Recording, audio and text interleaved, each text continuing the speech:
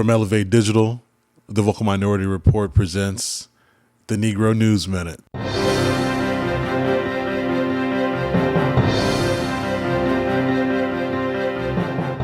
Dateline, somewhere in Vermont. The revolution will be podcast. That was a tweet from Bernie Sanders' Twitter page on Friday, April 7th, announcing the launch of the Bernie Sanders Show. Bernie Sanders put out 3 episodes last week on 3 consecutive days with a Reverend, Bill Nye the Science Guy, and a filmmaker. Now that's what I call diversity. I kid. But he does join the pantheon of Jewish men who dominate the charts of podcasting currently, which isn't a problem necessarily, but something worth noting. Maybe to only me, but whatever. Admittedly, I haven't given Bernie's podcast a chance yet, just like I gave him no chance this last election. He's just never moved the needle for me, and now he's waiting to my space, the podcast world, that is. But I wish him luck, though. He's actually not the first sitting congressman with the show. Our friend and eventual guest, currently number 2 in the DNC, Minnesota Congressman, the great Keith Ellison, has one as well. But back to my main man, Bernie here, who told NBC News last week that the show gives me an opportunity to speak directly to many millions of people about the work we're doing, about the issues that we consider to be important. Prior to the release of his podcast, Sanders had primarily lived on Facebook, with the show touting itself as a way to stay informed on the political revolution. The show is currently number 2 on the iTunes charts, which is very strong, seeing as how the awesome and riveting S-Town by Serial and This American Life is holding that number 1 spot down, with I'm sure no end in sight. Now, I did say I didn't plan to check out Bernie's show, but as I look over his upcoming guests here, I see he has the great writer from The New Yorker, and someone I've definitely reached out to be a guest on our show. So props to you, Bernie. Episode 4 was going to feature Jane Mayer, and if you don't know who she is, you should really check her out. I don't know if you want to listen to that episode of the Bernie Sanders Show, but I've heard her on Fresh Air with Terry Gross. She's the author of Dark Money, The Hidden History of the Billionaires Behind the Rise of the Radical Right. And then she's also definitely known from her great work in The New Yorker, chronicling the Koch brothers' war against Obama and much more. So that's definitely one that I think I'm going to have to check out, especially out of these first 4. The show's description reads, "Election days come and go, but political and social revolutions that attempt to transform our society never will." You know, and I tend to agree with that sentiment, so I'm interested to see what he does. We'll see how he fares. What do you guys think of our sounder? That's how you're going to know we're moving to the next story. Dateline, New York City. 30 Rock. Saturday Night Live made its return last night after 3 weeks off, with Louis C.K. as host and the Chainsmokers as a musical guest. I'll go ahead and say this right off the bat. I agree with all the criticism the episode has been getting. The Chainsmokers definitely should have sang Closer. Like, who cares if you got new songs? That one's been played to death. It's still my jam. Okay, my bad, I digress. Other than that, though, the show was good. I watched most of it. The cold open featuring Alec Baldwin doing Trump duping supporters in Kentucky was kind of funny, but I think the impression is a bit played at this point. However, Baldwin and the show redeemed themselves in the same episode with a great bit where he played Bill O'Reilly, not reporting on his own, paying women for sexual misconduct allegations, and the irony of Trump defending him about the topic. Baldwin played both characters in a split screen form. It was genius. There was also a bit featuring the host, Louis C.K., called Thank You, Scott, which had the Brown cast members, at least a couple of them, Kenan Thompson and Shasir Zameda, along with my boo, she doesn't know it yet though, Cecily Strong. They were serenading a seemingly lazy armchair activist who shares videos on Facebook and retweets to affect change in the world. I think they nailed it there. And the best part of the episode, though, was the Pepsi ad spoof, which wasn't really a spoof.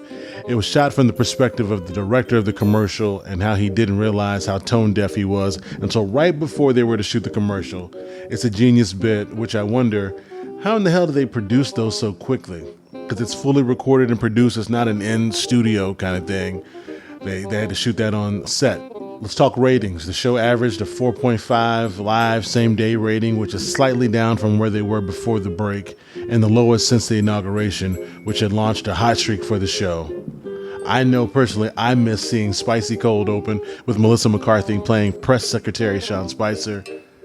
Now, I'm not an SNL loyalist, but I will be checking my Hulu on Sundays to see what I missed, and I'm glad they're back. Dateline, Washington, D.C. I asked this on election night, and I'll ask it again. Has anyone checked in on Merrick Garland? Because the newest member of the Supreme Court is Neil M. Gorsuch, who, according to LA Times writer David Savage, is joining the Supreme Court just in time to cast potentially significant votes in cases that pit religious liberty against gay rights, test limits on funding for church schools, and challenge California's restrictions on carrying a concealed gun in public. As you know, Gorsuch's confirmation restores the 5-4 conservative majority in the court, which is why I brought up Merrick Garland. How did Obama and the Dems let this happen? Obama let the Republicans block his nomination as a new term started last October, with Garland making history for waiting the longest for confirmation, which reached more than 202 days before the end. Meanwhile, despite a lot of talk, Trump's confirmations carry on. So who is Neil Gorsuch? According to Politico, he's 49 years old and was a judge on the 10th Circuit of Appeals, educated at Columbia, Harvard Law with President Obama, and Oxford. He's an outdoorsman who was appointed by Bush in 2006. He likes to hunt, fish, and ski. I wonder if him being a hunter will come into play in what could be the most important Second Amendment case since D.C. versus Heller, said UCLA law professor Adam Winkler, referring to the 2008 ruling that for the first time upheld an individual's right to have a handgun. Since then, the court has not said the right extends beyond the home and into the public. Gorsuch clerked for 2 Supreme Court justices and did a stint at the Department of Justice. It's said that his real appeal is that he's likely to be the most effective conservative justice in terms of winning over Anthony Kennedy and forging conservative decisions on the court, said Jeffrey Rosen of the National Constitution Center. Another reason he's a favorite is because he has sharply questioned a 3-decade-old legal precedent that many on the right believe has given too much power to the regulatory state. He's argued that the meaning of law is for judges to decide, not federal bureaucrats. Here's an interesting note. Gorsuch's mother, Ann Burford Gorsuch, ran the Environmental Protection Agency at the outset of the Reagan administration. She was forced to resign in 1983, facing a criminal investigation and a House Contempt of Congress citation over records related to alleged political favoritism and toxic waste cleanups. She maintained her innocence and was never charged. Dateline, Mound City, Illinois. Today's municipal election made history in Mound City, Illinois. The small community elected its first African-American and first female mayor. Darianne Henderson reports. It's history, and I mean, now that part, that's amazing. That's just awesome to me, and I guess I'm happy about that. Allison Madison can't contain her excitement as she prepares to serve as mayor of Mound City.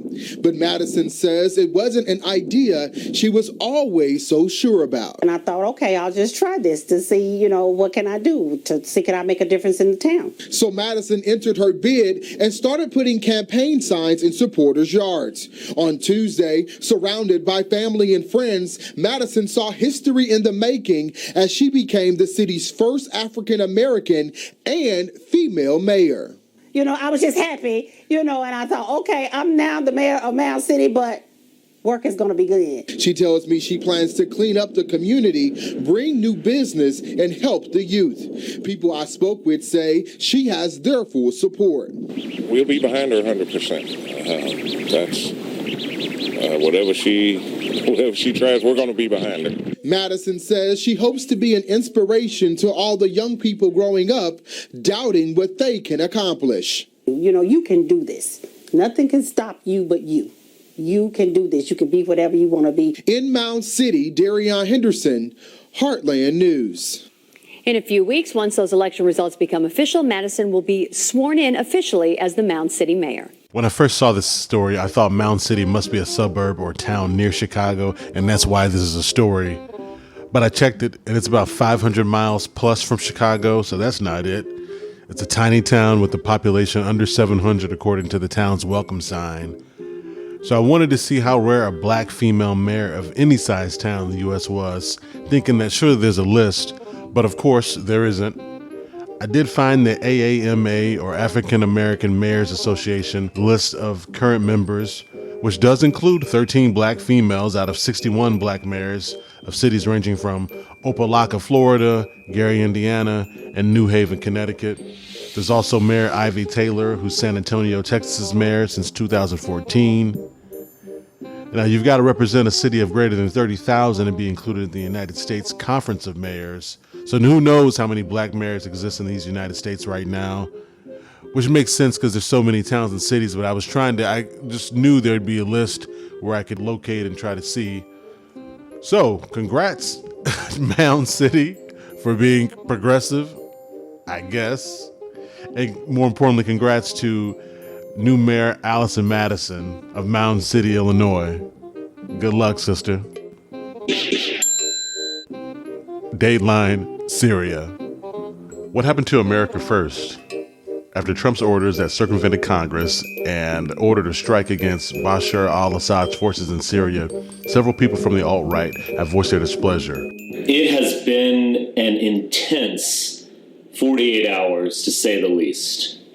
The world has changed.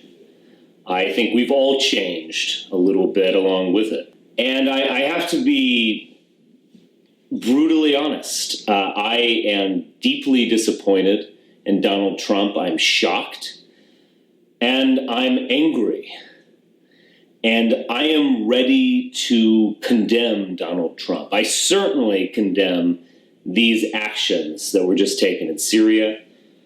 That was white nationalist and alt-right figure Richard Don't Punch Me in the Face Again Spencer speaking on his YouTube channel Thursday night right after the strike. In an article by Slate, it's noted that a large and underrated part of the promise the alt-right saw in Trump was his repeated, albeit frequently contradicted, commitment to keeping America out of not only Syria, but foreign conflict more broadly. That commitment is now dead, and the shockwaves felt in the movement have been huge. Mike Enoch and Coulter, speaking on more than her relationship with Jimmy J.J. Walker, and several others have voiced their displeasure with Trump's actions. So what does this mean? Is Trump losing his base? Of course not. Should we believe anything he tweets or comes out of his mouth? Nope.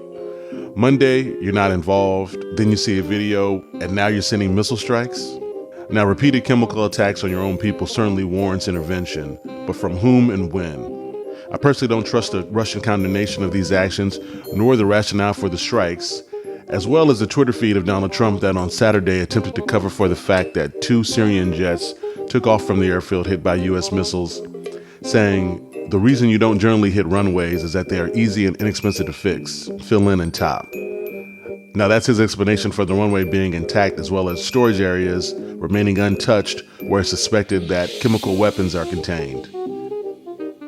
Hearing Trump say no child of God should ever suffer such horror, while I agree with whoever wrote those words for him to say, I just can't bring myself to take his invoking God seriously.